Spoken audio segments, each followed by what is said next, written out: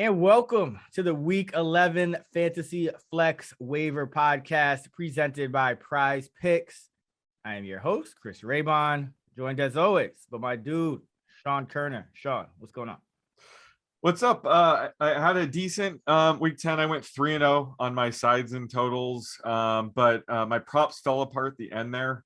I lost all three on Sunday Night Football. Ooh. I've been like cursed on Sunday Night Football. It's crazy. And I'm rooting for Clyde Edwards-Helaire to return ASAP because I'm sick of losing money on these Darrell Williams over 13.5 rushing props. Last week, I took a break from it, and he rushed 19 times. Last night, it was the perfect game script, and right when it got out of hand, they pulled him, and it was Derek Gore time again. So really frustrating because I feel like I've been, rightfully on Darrell Williams. It was just, unfortunately, the receiving game last night. So hopefully Clyde Edwards-Helaire can return this week so I can stop being cursed by Darrell Williams. How about you? I think I went 4-2 on the week, but my two losses were, they weren't even a sweat. It was, I had the Browns, so that was over. Pretty much just like it started promising, but that was over immediately. And then I had the Seahawks. That was another one that was over. It never got started. Besides that was. I had a pretty good cap, had pretty good cash games. I think all the receivers and all but one of the running backs got like well into double digits. So it was I had Dak. So it was a pretty good week overall. But I don't know. It was just one of those weeks where it felt like there's just no close games. I think that was week 9 was the upset week. Week 10 was just like the blowout week. It was just like, it was odd. So, but it was fun. That's a brutal beat on the Darrell Williams. I did get a chance to play some of those second half props and at Prize Picks, and I saw that Williams' line went up his line went up when the Chiefs went ahead. And at first I was betting some overs, but then when the line went up, I was like, no, you know what? We're going to go under here. So of course, he did it receiving, but it worked out. So it was a pretty good. How'd you do on the second half? Pretty good. Yeah. Because I did. So I kind of treated it like I kind of made some contrarian ones where I bet against the line, the entry moves from the game script. And then I did some ones, some kind of normal ones. And I, faded something like Waller and some of the guys who just weren't playing well, even though they're usually. So yeah, I think, I encourage people to go check out those second half contests at Prize Picks. They're pretty fun. And especially if you're a listener of this pod and you've kind of heard us talk or, all the other smart people in the industry talk about game script, you can probably get a good idea of how to play and get. I was able to get one in yesterday, 4-pack. I just went straight up power play. Okay. No flex, hit all 4. Nice. But I was making some 5-packs. I had Dalvin Cook over like 49.5 rushing yards in the second half. I don't know if he hit it, but as I was trying to enter it, I saw the game was kicking off, so I just missed the boat on it. So I had to scale back, but I was playing around with those afternoon games because, like you said, there were so many blowouts that I was, playing for, the Cardinals that aired out and all these other things. So I was lucky I missed the boat on the Dalvin Cook one, and I ended up hitting all 4. So yeah, highly recommend doing these second half player props on Prize Picks. Yeah, Dalvin, I did end up ranking Jonathan Taylor first, but Dalvin gave him a pretty good run for his money.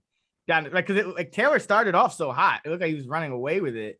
And then all of a sudden, I don't know what happened. I have to go back and watch that second half of that Jaguars game. It seemed like they were just way too close for that second half. Yeah, like I said, both Taylor and Cook probably going to do well this week, and they both did well. But they ended up finishing pretty close when all is said and done. All right, let's get into we'll get into the top waivers, but first, the Monday night showdown slate between the Los Angeles Rams and the San Francisco 49ers. Sean, a lot of things going on here. We learned that Robert Woods unfortunately tore his ACL in practice on Friday. He will be out for the season. Odell Beckham also, of course, acquired midweek by the Los Angeles Rams. So, you have the captain spot here. You have Kittle back healthy. Debo's still here. So what are you doing here in the captain spot for Monday night? Well, so, Cooper Kupp is the obvious way to go here. You can't go wrong with that, obviously, but you're going to have to get contrarian elsewhere in your lineup. So I think if I'm mixing it up on the Rams side, I think Van Jefferson or Tyler Higbee makes sense in the captain slot. I think all three are going to benefit from not only Robert Woods being out, but Odell Beckham just not being up to speed with the playbook. So it's going to be a 3-man show. We'll see about Ben Skowronek. But I think you can't go wrong with either Kupp, Jefferson, or Higbee there. I think on the 49ers side, it's Debo for me. I've finally come around with what you've been saying. I've been too low on Debo. And last week, he was dealing with that calf injury. He's not even on the injury report this week. So, I'm chalking up last week to the calf injury. So he's primed and ready to go here. People might shy away because of last week. They might think that Ramsey's going to shadow him. I'm scared of neither of those variables. So I think Debo makes sense. And, Kittle is back and you can't go wrong with him. But on the 49ers side, I think Debo all the way for me. Yeah. Debo's kind of been that guy that's manufactured target. So it's Kupp and Debo for me. I think those are the top two. Anyone else you're kind of sprinkling in there if you're making like a bunch of lineups, just because, we talk about receivers. I think, a contrarian one would be Elijah Mitchell, just because I think if the 49ers are going to have a chance in this game, a lot of sharps like the 49ers in this spot. Like, I'm not quite there. I think they are going to have issues on the right side of their line that could just wreck their game. But, if you think the 49ers are going to have success here and they have, beaten Sean McVay, albeit with Jared Goff 4 straight times, then I think the running game is going to really have to be at the centerpiece for San Francisco. So Mitchell's been a guy who been pretty much dominating the work. And, he got 5 passes last week, and JaMychal Hasty is now out. Now they're saying Jeff Wilson is going to mix in more, but, he was active last week and didn't get a snap. So it's one, we know with Kyle Shanahan, you just got to kind of watch what he does rather than what he says. So It's been all Mitchell to this point. And it could kind of be a situation where almost like a Dearness Johnson, right? Where even if they're losing, he might be the only guy, so I think there is a little bit of interest in Mitchell as well. Yeah, I love that call. Like you said, his receiving usage should go up with Hasty out. And he dominated the rushing work last week, but they're blown out. So he only ran 8 times. So he could be a true workhorse back. I'm wondering if this means it's a sneaky use check game, though. Are we going to see 4 catches out of him? You think they use him more? I mean, let's get into it. Let's get into the cheat code. Yeah, cheat code. He's got to be right at the top, right? I think that, a slate like this is when you use a guy like use check. But I think Jeffrey Wilson is kind of sneaky because, like you said, he returned from injury last week. He's been on the IR all season. So he was active last week, didn't see a touch. But I think with JaMychal Hasty out, it's a perfect reason to get Wilson back involved so he could inherit some of that receiving usage. And he's been a touchdown vulture, for the past couple of seasons, it seems like. So wouldn't surprise me to see him just get a handful of touches, but they're going to be valuable ones. So I think he's a sneaky play tonight for, leverage against Elijah Mitchell, who I still think is a great play. But I think Wilson could be a cheat code. I think also on the 49ers side, Trent Sherfield might be the guy that steps up with Mohamed Sanu out. He's the guy that was kind of like, the number 2 receiver when Brandon Ayuk was struggling early in the season. So I think he'd be the most likely guy to step up. So he's the perfect kind of flyer to take in a showdown slate. And then on the Ram side, I think Tyler Higbee, he's probably the guy that is the sneakiest benefactor of, Robert Woods going down, and Beckham, learning the playbook. I don't think Beckham's going to catch more than 3 passes tonight. So I think we could see Tyler Higbee make an appearance tonight. And he ran 96% of routes run last week. Like he's running a ton of routes. That's, what it comes down to when we want tight ends to go off. And he has that touchdown upside. He could score 2 touchdowns tonight pretty easily. So he could be a slate breaker. That's why I think Higbee is the cheat code on the Ram side tonight. Yeah, they lost their second tight end, Jacob Harris, last week. So yeah, I think that kind of contributed. I think I'll go off. Well, first of all, I think the obvious guy is Ben Skowronek. He's reportedly going to start for the Rams because Beckham is not a 1-for-1 Woods replacement in terms of the positions they play. So that's kind of interesting. I think anytime you're on the field with Matthew Stafford and you're going to start, I don't know if I still have Beckham projected for more production than Skowronek. I think they'll kind of look to get him the ball when he's in the game, but it's kind of like, how we started the season, with Van Jefferson. We didn't know, necessarily how much he was going to be in the lineup, but I think in like that first game of the season, he caught that deep ball. So, it's certainly possible that he goes off.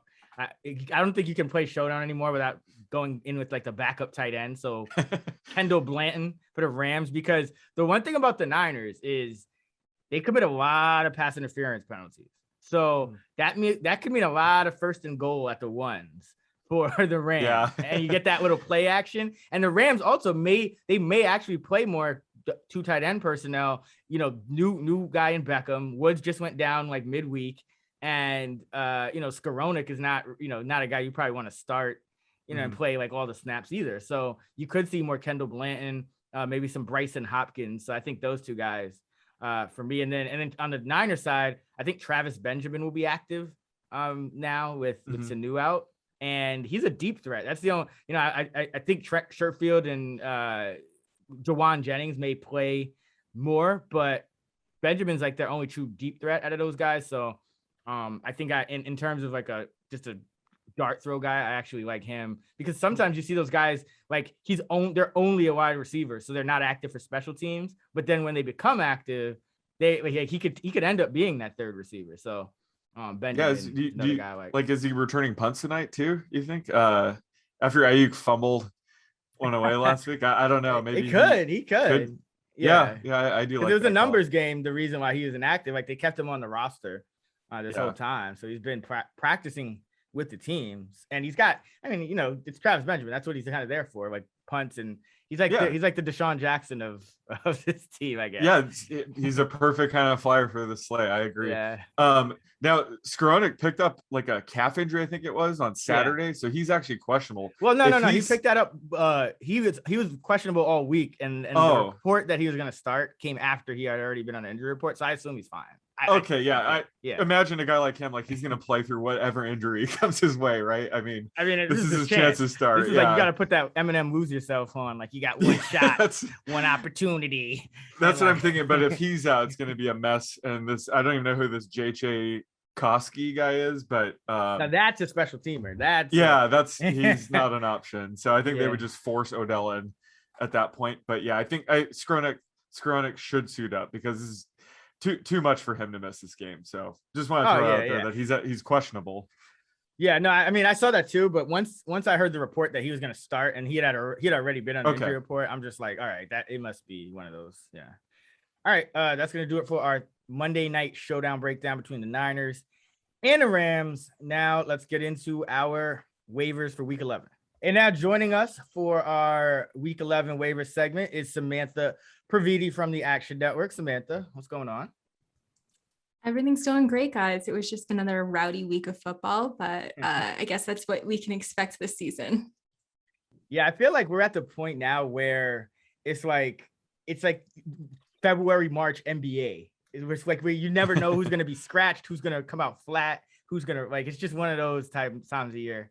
In the NFL, I mean, so many backup quarterbacks and so many crazy upsets. My Carolina Panthers pulled off an upset. So very, very exciting. Exciting stuff to have Cam back. So yes. I like those. I think those Panthers are going to be they're the team that you're not going to want to play in the playoffs, because they can cover they can man up like 4 deep at corner. Now they got a quarterback who, can keep plays alive, and they still got, they got McCaffrey. Like it's not going to be an easy out in the playoffs, man. They might limp into the playoffs like Washington last year. So we'll see. But once you're in it, I mean, Washington gave Tampa a run for their money, and they did, as they did again this week. All right, let's start with quarterback, and we'll start there in Carolina. Samantha, I'll start with you since we already kind of alluded to it, but Cam Newton is playing the Washington football team next week. His implied point total for the Carolina Panthers is 23.5.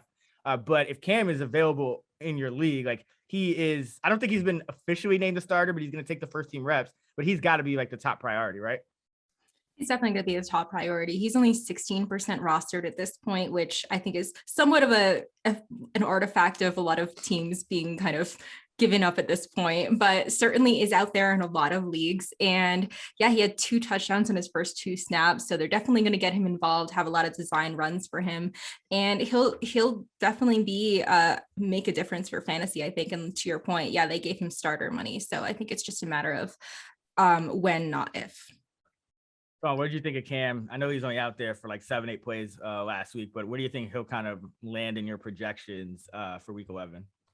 Yeah, so he has, low end QB1 upside. And, this football team has been a defense that we've picked on this year, which is kind of weird because they were one of the best defenses going into the season. But now they've lost Montez Sweat and Chase Young, and the defensive line was the only saving grace on that defense. So this is an even better matchup now for Cam. And yeah, this offense is kind of remind me of the Patriots last season, the past several games. They've been averaging like 160 passing yards.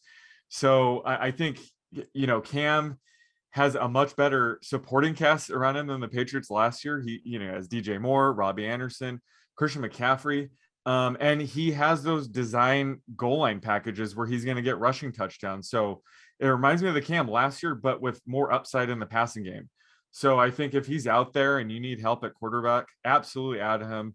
QB1 the rest of the way. Now, he is going to have a lower floor the games where he doesn't get a rushing touchdown or, doesn't have to throw much. He's going to put up duds. So just be cautious with them, but certainly has QB1 upside going forward.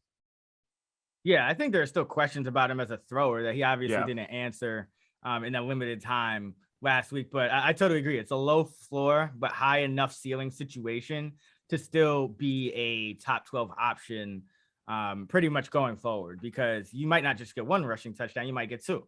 So I think he's squarely in play. All right, out of these other guys, if you need another quarterback, shouldn't really, because Stafford is the only prominent guy on bye, but let's just say Cam was already picked up, and you're choosing between Mac Jones going against the Falcons on Thursday, Jimmy Garoppolo against the Jaguars, Baker against the Lions, Tua at the Jets, Justin Fields home against Baltimore, Tyrod Taylor at Tennessee, and Kirk Cousins against the suddenly surging Packers defense. Sean, I'll start with you. Out of those guys, they're all available to more or less 50% extent in fantasy leagues. Does anyone kind of stand out there?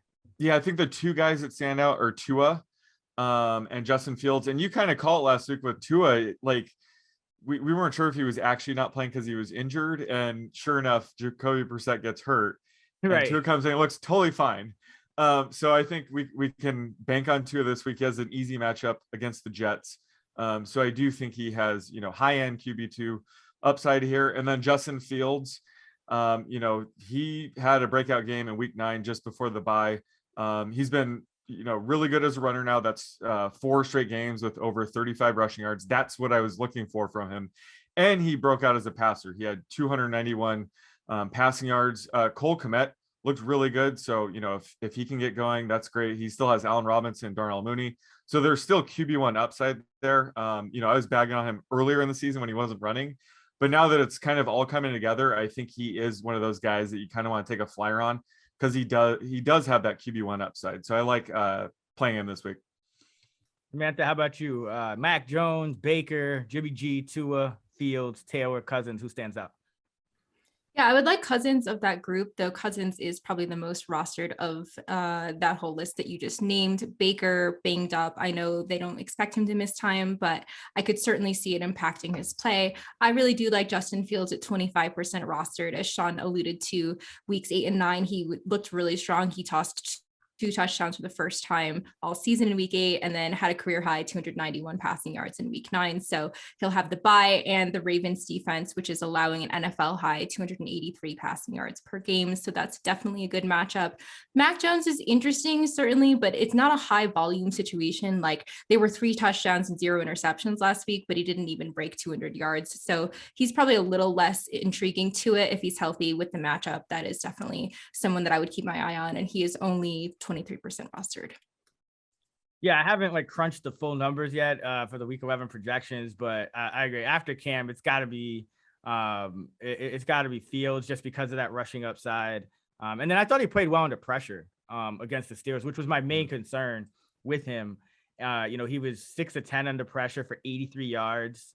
He had a pretty good grade from Pro Football Focus as well, and he was under pressure on 43% of his dropbacks. So that is good news heading against the Ravens, who like to dial up some crazy blitzes and whatnot. And then the Jets have been giving up 44 points a game over the last 4 games. So Tua, I think, is definitely, out of the more traditional passers, the guy that I'd be looking at. And then Cousins probably, I mean, I was watching that game very close because I had the Vikings. That was one of the best games I've ever seen Cousins played. I'm always worried about him kind of consistently replicating those performances, but so I'd probably still go Tua over him, but Cousins is probably in third place just because I think the Packers will force him to be higher volume than like the Falcons with a guy like Mac Jones. All right, let's go to running back. You might have Darrell Henderson on by, Melvin Gordon and Javonte Williams as well. Let's start in Atlanta in honor of Samantha, because we always like to, talk about our guy Patterson and Mike Davis. But from what it looks like, Patterson could miss this Thursday game against the Patriots. Now, Samantha, you mentioned that you were kind of ready to drop Mike Davis weeks ago, and lo and behold, when it kind of got out of hand, I don't know, were they auditioning Wayne Gallman? Like, if Patterson misses this game, any interest in this Falcons backfield at all? Or are we just kind of holding out till Sunday and looking for a better option? I think I would probably hold out till Sunday and wait for a better option, only because I'm not sure that it's a good matchup against the Patriots defense. And I don't necessarily think it would be a crazy good game script for the run. So I'm not necessarily going out there and spending a lot of fab on Wayne Gallman. Yeah, RIP to Mike Davis. Like, Cordarrelle Patterson is hurt and Mike Davis still can't muster more than like 2 fantasy points. So definitely disappointing there. Sean, any thoughts on how you would kind of project out this backfield, given there's a lot of uncertainty? Was it game script? Was it the injury? Either way, we saw Gallman with 15 carries when it was all said and done, leading the team. Yeah, I think, the Gallman 15 carries is certainly because it was a blowout. So maybe it's a good sign they're trying to protect Mike Davis, but either way, this is a mess. Hopefully Patterson suits up this week and we don't have to decide between Mike Davis and Wayne Gallman, but that kind of shows the state of Mike Davis, where we don't really know if he's better than Wayne Gallman at this point. That's why, Chris, I had to prod you last week because you said Mike Davis is the third best running back on the team. I was trying to figure out who the second was. And it apparently is Wayne Gallman. Hey, so Mike Davis was the third most productive running back in week number 10 for the Atlanta Falcons. I wasn't wrong. You weren't wrong. Now we know that Wayne Gallman is the number 2. No, I really did work, because like it just seemed almost like, okay, like let's see if this Gallman guy, can give us a boost here, because Mike Davis wasn't really involved even when the game was in doubt. So I don't know. It was an odd situation. But speaking of odd situations, I'll start with you, Sean. How are you projecting the Titans backfield going forward? Because the second week in a row, Deonte Foreman out-touched Adrian Peterson and looked better doing it. So I think we came into, when Peterson first got signed thinking, hey, he's going to be the guy, but remember, Foreman was with this organization last season. So he's, Vrabel's familiar with him. And that seems to be carrying over both in usage and in productivity, with Foreman being the guy, the most productive out of AP and Jeremy McNichols. And maybe because the Titans keep winning, that's what's kind of holding McNichols back, because he's the passing down back. But curious as to how your usage is going to kind of break down in the projections for this week.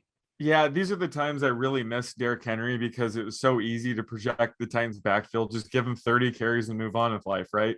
Now we have to sit here and spend 30 minutes trying to figure them out. So thank you very much, Derrick. But yeah, I mean, Foreman definitely looked like the best running back. Like he looked like Derrick Henry out there. I think he can handle a heavy workload. It just was a really tough matchup. We've been saying all year, you don't really want to start running backs against the Saints. And now they get the Texans this week. So I think this is going to be the ultimate test. And I'm projecting Foreman as an RB3 flex play this week. I think he has the best upside in both rushing and receiving ability. He got 2 passes for 48 yards last week. So I think he's the back of these 3 that I'm willing to play. And like you said, this probably won't be a McNichols game script. I think going forward, if the Titans are, heavy underdogs, that's going to be a McNichols game. But this is a good spot for Foreman. And Peterson hasn't looked good enough to scare me off Foreman right now. So I think I'm going to be ranking Foreman as like a legit running back 3 this week. Samantha, where are you on Foreman here? He's only 3% rostered in Yahoo leagues. You have some guys kind of competing with him for that waiver spot. Jordan Howard's at 49%, but you could have Sanders back. There's still a 3-way backfield. Rhamondre Stevenson obviously broke out, but Harris could be back. That kind of clouds his outcome. Matt Breida, even if he gets more playing time, he still only had 6 touches. And then, like you said, we don't really know what's going on with Davis and Gallman. So how, is Foreman the number 1 waiver priority as a 10-point favorite? What do you think? Oh my goodness. I mean, he's definitely up there, and that's just a testament to how lean waivers are this week. Yes, he's 3% rostered, so he's widely available.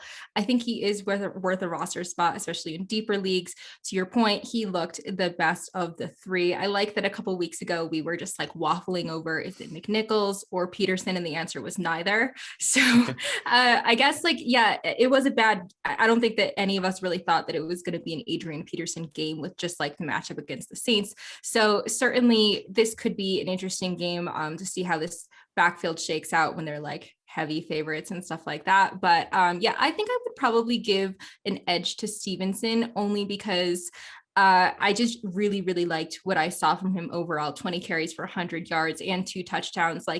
Harris will probably come back this week or in the near term, but it's one of those things you can't put the genie back in the bottle. I think that he showed something that's very, very great, and almost the mercurial nature of Bill Belichick might work in his favor in this sense, because he might want to ride the hot hand and give him a few more carries. So I would give a slight priority to Stevenson, who's 32% rostered. And in terms of the Eagles backfield, I want no part of it. So especially if Miles Sanders is coming back.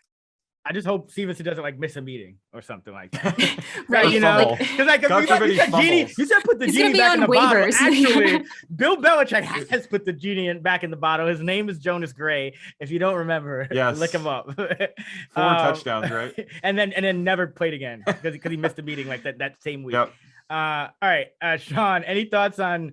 Yeah, just how are you prioritizing waivers? Because I agree. I think Stevenson, if I can afford to, if he's rostered about a third of leagues, right? So if I can afford it, if I don't need a starting back or somebody to play immediately with a high floor, I think I go Stevenson 1. But if I'm this might be my last gasp for the playoffs, I might go after Foreman here. What do you think?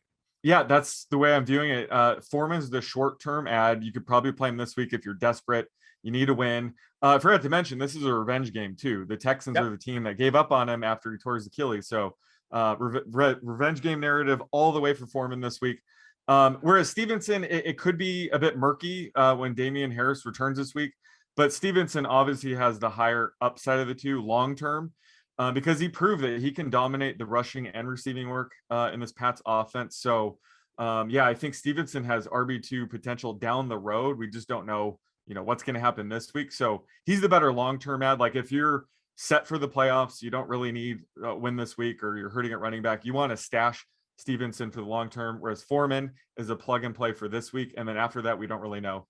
All right, let's get to the pass catchers quickly. Always kind of more availability there, so we don't need to spend too much time on it. But Samantha, I just want to get your thoughts on kind of who out of the guys that made some noise or kind of are buzzing heading into week 11, who's your top priority? I think guys like Sterling Shepard and Kadarius Toney, Elijah Moore, Rashad Bateman should be rostered. They're not rostered everywhere they should be. So I'm more talking about guys like, Ben Skowronek, Marquez Callaway, Deonte Harris, Bryan Edwards, maybe Robby Anderson if he got dropped. Does anyone kind of stick out as that could potentially be consistent going forward? Well, Kadarius Toney and Sterling Shepard are 46 and 34% rostered. So, and with the bye, they could have been dropped in some leagues. So I would definitely check to see if they are available. I think that they would be on the higher end of the priority. It's not a great week either for the pass catchers. Jamal Agnew at 9% rostered could be interesting. Definitely has had a good number of targets. He is 9% rostered. Bryan Edwards at 18% rostered, like you mentioned, a little bit less consistent just because he laid a goose egg in week 9. So it's a little bit more complicated to project his production versus Hunter Renfrow, who's seeing 7 to 8 targets a game. So those are the guys that I think I would probably put in that first tier. Marquez Callaway, Traquan Smith, and Deonte Harris are all kind of in that next tier. I'm not sure that, I mean, I'm actually not sure. I'm pretty sure that Trevor Siemian cannot sustain 3 fantasy relevant receivers in perpetuity. So it may be a little bit difficult to guess which one of those you want. Maybe you want Callaway as like the upside guy, but those would be the guys that I guess I would be targeting at the under 50% rostered mark. I think Elijah Moore and Rashad Bateman are like just over that mark. John, any thoughts here? I mean, I think we've been doing pretty good on this podcast and kind of pulling out some of these obscure guys. I actually did remember mentioning Foreman that first week, saying he might lead the team in carries. I know you were singing Deonte Harris's praises last week, and he had a pretty good game. So yeah, any of those names kind of stand out to you for people kind of looking for some help on the wire this week? You're gonna have all those Rams receivers out and all those Broncos guys out. Yeah, so I mean, any league where Kadarius Toney is available, add him, just because he has wide receiver 2 upside. It might be a roller coaster of a ride, but he should not be available anywhere. But yeah, I like Deonte Harris, and he's the kind of guy where as long as he's getting playing time, he's going to be a kind of a target monster. But the past 3 games, he's only ran a route 45 to 50% of the time because he's coming back from injury. So he could ramp up to closer to 70% that we saw earlier in the season and be a 5 catch a game guy. So he's a good flyer to add in like full PPR leagues, deeper leagues. But he has limited upside because, like Samantha said, how much value can a guy like Trevor Siemian even provide? But I do think Harris is sneaking PPR formats. And yeah, I'm not willing to give up on Robby Anderson quite yet. So if he was dumped in one of your leagues, add him. We'll see how this goes with Cam Newton. I wouldn't say start Robby Anderson yet, but he's one of those guys where he has wide receiver 3 upside.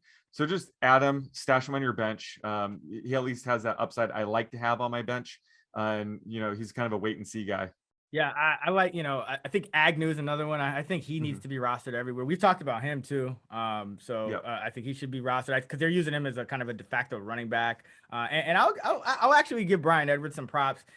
We've kind of come to the conclusion that, you look at him against certain coverages, like when it's like a zone heavy team, he doesn't play as well, but against man coverage, he actually plays well. And I think without Henry Ruggs, we should at least roster him, give him another game or two, even if it's on your bench, because it's possible he could just be more involved, against all coverages now, especially after Deshaun Jackson just kind of, I don't know what he was doing out there.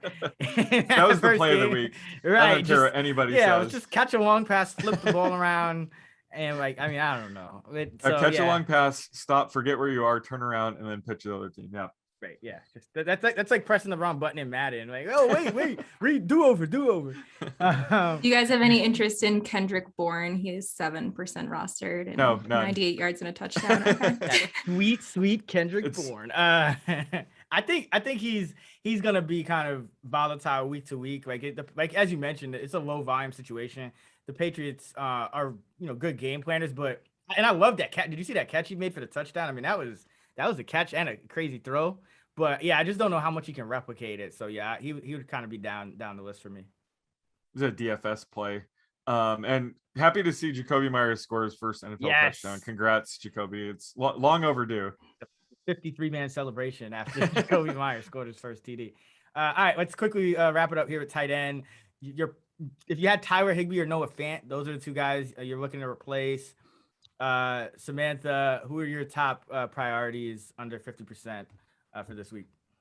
Yeah, it's going to be Dan Arnold at 26% rostered. He's been really solid for fantasy. And unlike a lot of tight ends that are extremely touchdown dependent, he actually has not found the end zone this year. So he's doing it based on volume alone, which is really, really great in terms of like stable production. I feel like he will get you like 9 or 10 fantasy points each week, which is more than enough that you can ask for from the position. Tyler Conklin at 30% rostered. He popped off in week 10 with a pair of touchdowns. Only 3 catches and 11 yards. So that's not super, super impressive, but I think he still will have streaming potential this week. And then the last person that I'll mention is Evan Engram at 32% rostered, might have been dropped. I mean, maybe a deeper league type situation, but Sterling Shepard did leave that last game with a quad injury and not sure if he's going to play. So if they're really lean at receiver, we could definitely see another Evan Engram game. I love Conklin and Arnold. Arnold and Conklin actually in that order. Sean, you've been singing the praises of both of those guys. Yep. So I'm guessing those are your kind of two guys you're looking at for. Absolutely. Yeah. So they were my two cheat codes for DFS last week, both 3,500. Their floor is way too high to be overlooked any longer. So yeah, Conklin, he tied his season high in routes run last week, 78%. He's the real deal. And I expect this to continue. And then Dan Arnold, I mean, we've been talking about him for over a month now. And like Samantha said, he has a high weekly floor. I mean, he gets you 5 catches for 50 yards every week. The touchdowns are going to come. So we have yet to see his ceiling. Dan Arnold's my tight end 10 to begin the week. So he's now a top 10 tight end according to my model. I think he got a 2-point conversion, if I'm not mistaken. Not as good as a touchdown, but it shows he can catch balls. Yeah, no, that's what I mean. Like, yeah, he can do that, even though we haven't seen it. But Dan Arnold, that's our guy. That's like our flagship tight end for this podcast. Ever since the Saints, I mean, you started talking about him. Yeah, man. Years ago. Tight end. Yeah, years ago, you've been tooting his horn. Yeah. Yeah, not Juwan Johnson though, but. All right, that's gonna wrap it up for our Week 11 waiver podcast presented by Prize Picks. Samantha Previte, thanks for joining us. Tell the people what you're up to and where they can find you. Thanks so much for having me again. You can find me on Twitter at Samantha NFL and my weekly waivers, start sit, mailbag column, and worryometers, where I talk about injuries and kind of things that you need to look out for heading into the weekend. And you can also catch Samantha as well as Sean and myself on our live show, Convince Me, which is every Sunday morning at 11 a.m. Eastern, 8 a.m. Pacific on the Action Network HQ Twitter handle. If you're into betting, if you're into player props, it's a pretty fun show where we give our best bets, and Samantha gives you a ton of useful fantasy information that's from the morning's news. So be sure to check that out as well. You can find Sean on Twitter at @the_Oddsmaker. You can find me on Twitter at Chris Raybon. You can find us at those same handles in the free award-winning Action Network app. You can find our fantasy football content rankings, projections at actionnetwork.com and our DFS content tools and models at fantasylabs.com. Until next time, let's get this money.